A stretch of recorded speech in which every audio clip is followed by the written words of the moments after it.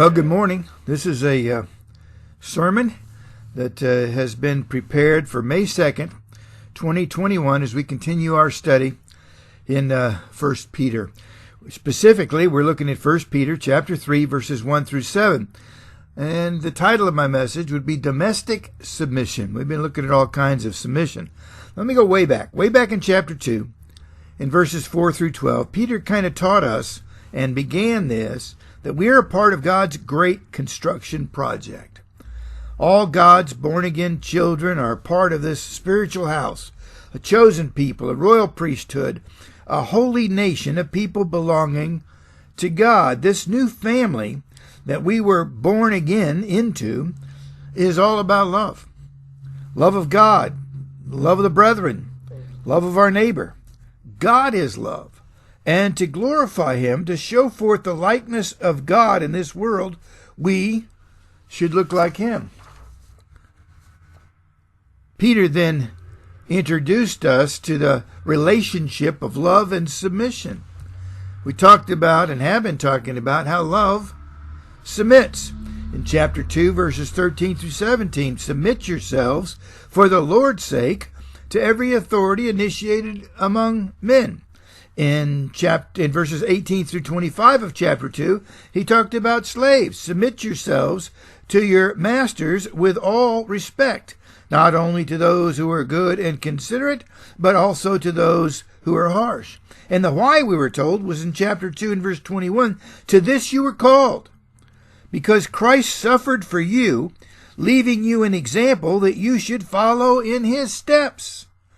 Unjustly treated, and yet He submitted because He loved you and me and provided our salvation by submitting even to death on the cross.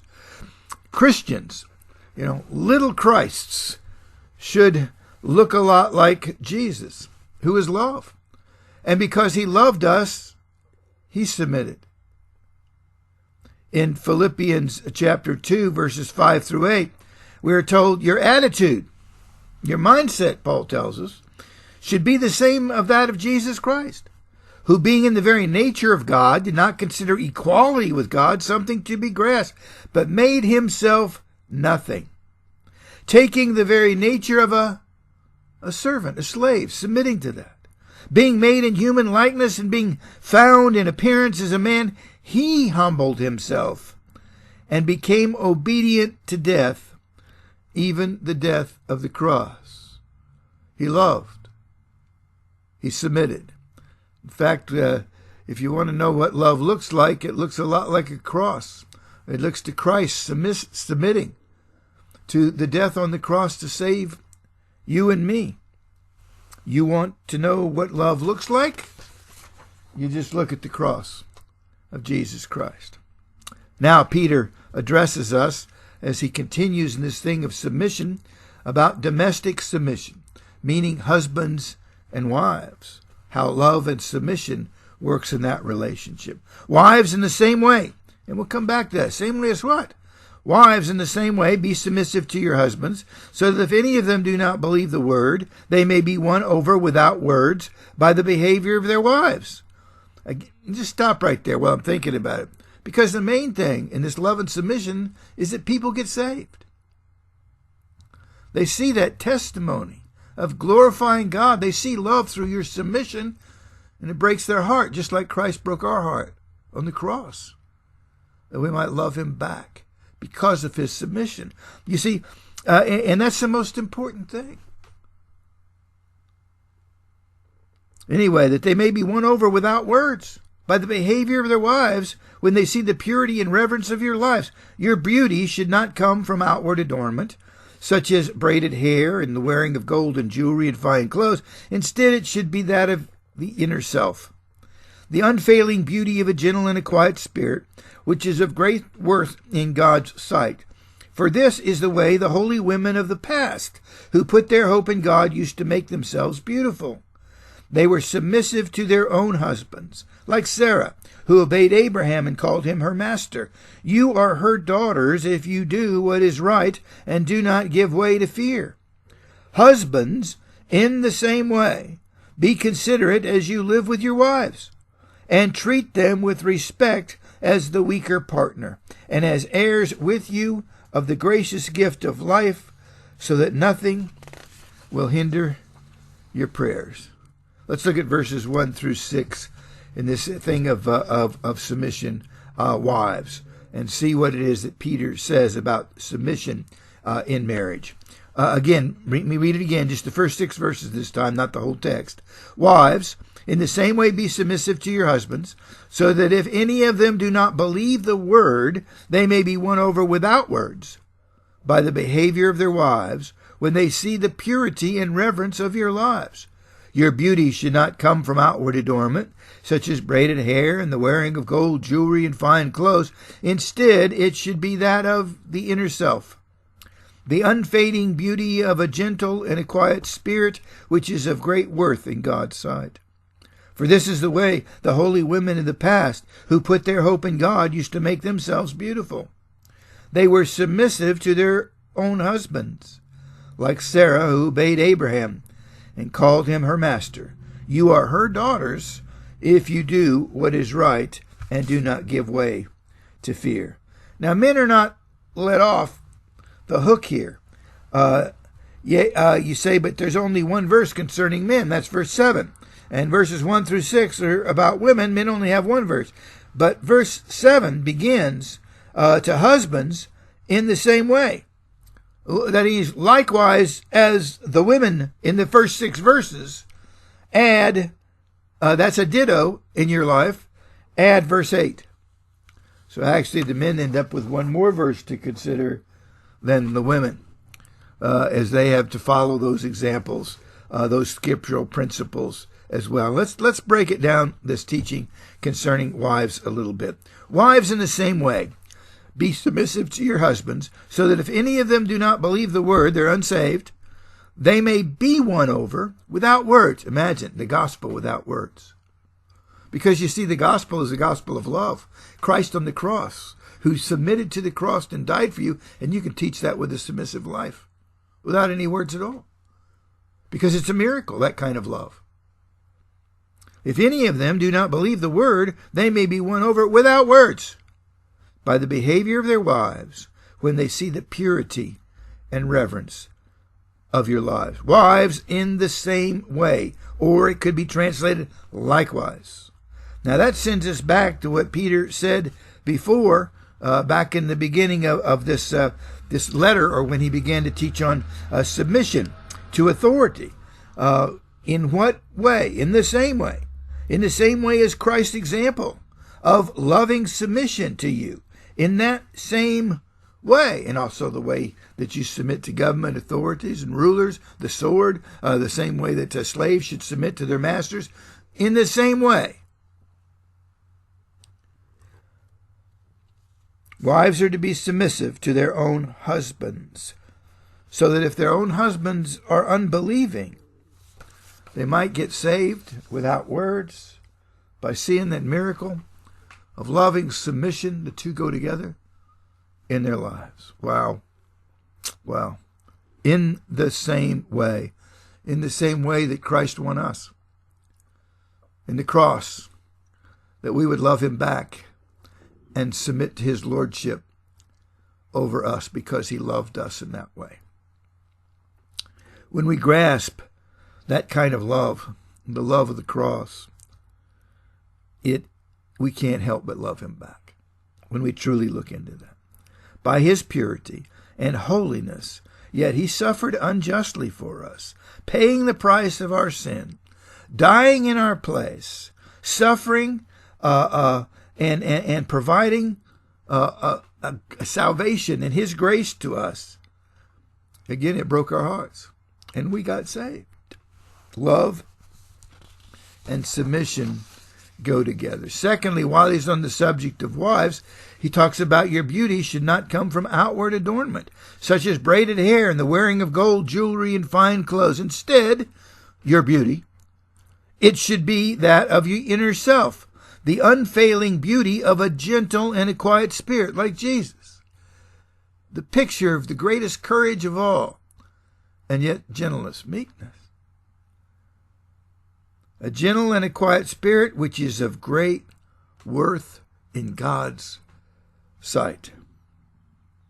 Just a couple of principles here. First, we take time to dress up the outside, don't we? Hair, clothes, getting all cleaned up for Sunday services, jewelry, perfume, We're pretty concerned about what our outsides look like, but how much time do we spend on the insides? The spiritual aspect of the inner life, our spirituality. That's what God sees. When God looks down from heaven on a Sunday morning, he doesn't see a whole bunch of folks sitting there all dressed up for church. He sees their hearts. Yeah. Maybe we should spend more time concentrating on what our insides look like than what we spend time looking and making sure our outsides look okay.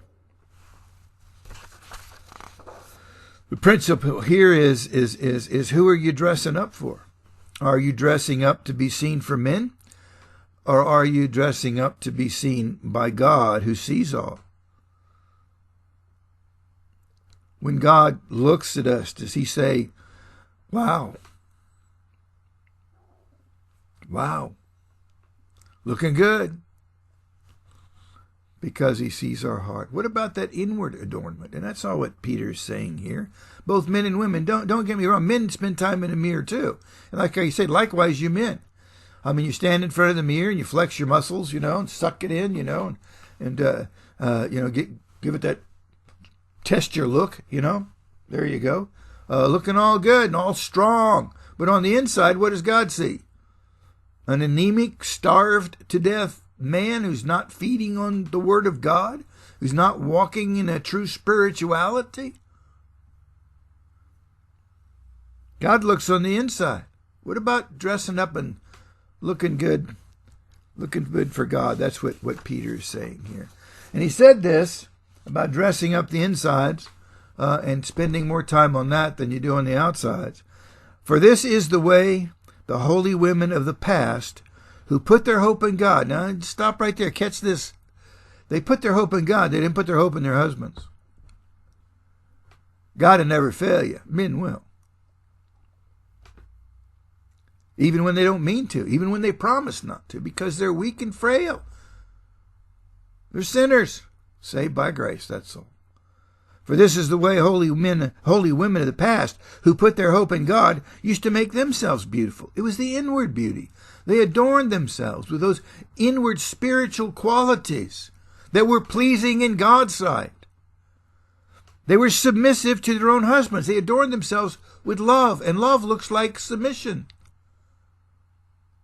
Like Sarah, who obeyed Abraham, or who submitted to Abraham and called him her master. You are her daughters if you do what is right and do not give way to fear. One might say, but Sarah was married to Abraham, the father of our faith. If I was married to a saint like Abraham, I'd gladly submit to his leading too. Now wait a minute. Let's look at this from maybe Sarah's perspective. God had called her to be the wife of a man who had claimed to have a vision that God instructing him to live in a tent, to move all over the earth, and to reside in strange land that he said was his, even though he didn't own the deed to it.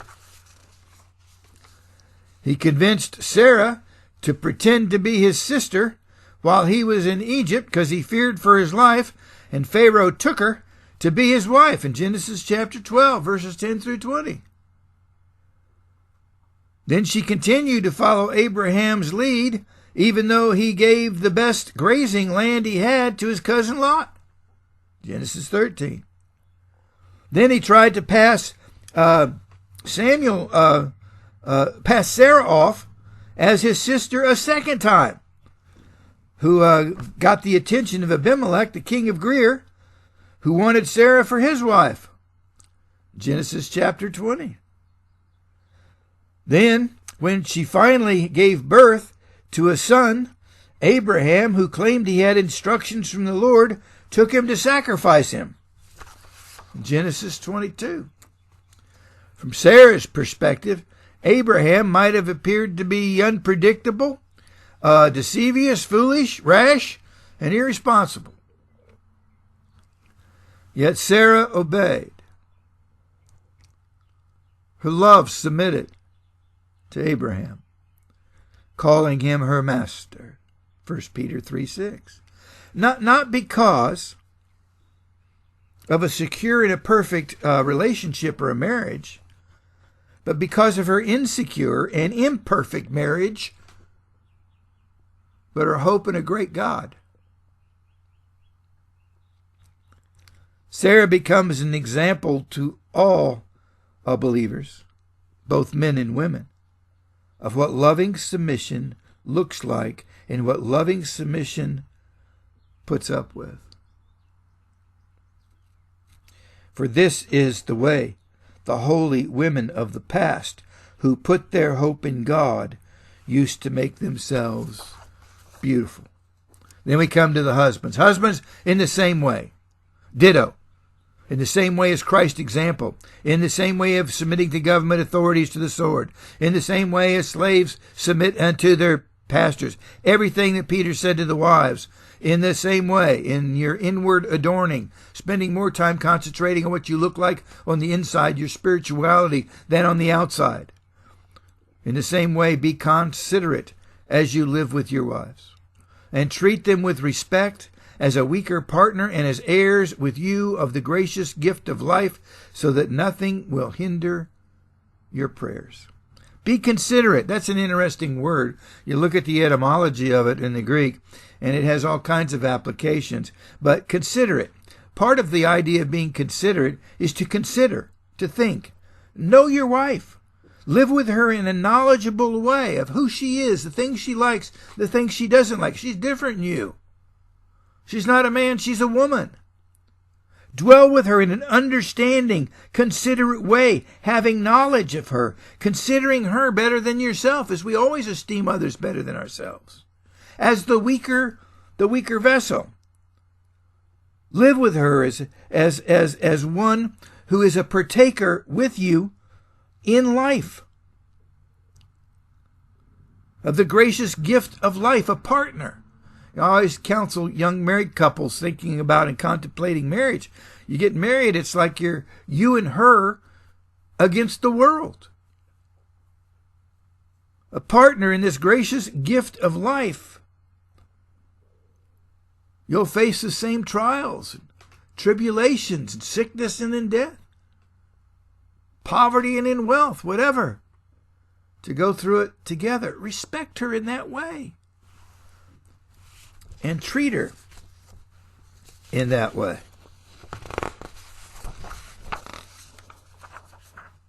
Respect them. Treat them with respect and with knowledge, consideration, as the weaker vessel. Now, the weaker vessel is not talking, I don't believe, about physical strength at all. I believe that as the weaker vessel, it's talking about as precious, as fragile. Like a precious vase. I mean, if you had a Ming Dynasty vase, you're going to handle that pretty carefully, aren't you? I mean, especially if it's very valuable. It's fragile. Handle it with respect. Be careful. Don't shake the contents. Be careful. Do these things because you are heirs together. Again, I always counsel that, yes, if you don't handle that vase with care and it gets broken, God is a God of miracles. And He can help put it back together just like you can glue a vase back together with super glue, but it's never quite the same. So be careful. Relationships are fragile. They're easily cracked and easily broken. Salvation and eternal life are all a gift of God's grace, and you are partners together in life and in partaking of that grace. partners and handle her with the respect and consideration that is due her as the weaker vessel. And finally, it says, be considerate or understanding, live with her, respect her, and because there's this amazing little statement here, lest your prayers be hindered. Now, wait a minute. Your prayers be hindered? What does that have to do with everything? It has everything to do with this passage. You see, God is in the reconciliation business. Through the death of Jesus Christ on the cross, his loving submission, we were reconciled in our relationship to God. Now we have communication up and down with God. Not only is that relationship reconciled, our relationship to each other, our neighbor, and probably the person that's closest to us in life is going to be our wife. So our relationship, both to God and to each other and to our wife, are connected. If I have problems this way with the relationship of my wife, and my prayers are hindered because I'm not respecting her or treating her well or being considerate, if this relationship is messed up, guess what happens to this relationship? If there's static in my communication in my relationship with my wife, then there's static in my communication with God. My prayers are hindered. And vice versa. You know, I counsel with folks in broken marriages, well, we just stopped loving each other. Well, actually, they probably stopped loving God before they started loving each other. This relationship was broken before this relationship was broken. It works both ways. Keep this relationship open. So this relationship is open, lest your prayers be hindered. A relationship of submission and love. Loving God and obeying him, which is submission. And loving your wife and serving her, which is submission. Because they're but one and the same thing. In conclusion, this morning in church on this day in May is a communion service, the first Sunday in May, which is a beautiful way to kind of end this message of husbands and wives and sharing in the grace and in life together, following these instructions of love and submission. Because the communion table is all about love and submission. How much did God love you? Loved you so much, he poured out his blood for you. Allowed his body to be broken for you and beaten on the cross, unjustly, unfairly. Not because he was guilty of anything. It's because we were guilty of everything. And it was by his loving submission on the cross that we remember in communion. It's remembering his death. It is a memorial unto his death. Remember my body. Remember my blood. This do in remembrance of me is a very picture of what love looks like. It looks like submission. Submission. And that too applies to all of our lives, because that's what love is supposed to look like as we submit to one another as heirs together of grace, and as heirs together as we face this old world together in this amazing relationship of husbands and wives because of the reconciliation of Jesus Christ. Think on these things as we continue as to look in Peter's epistle. God bless.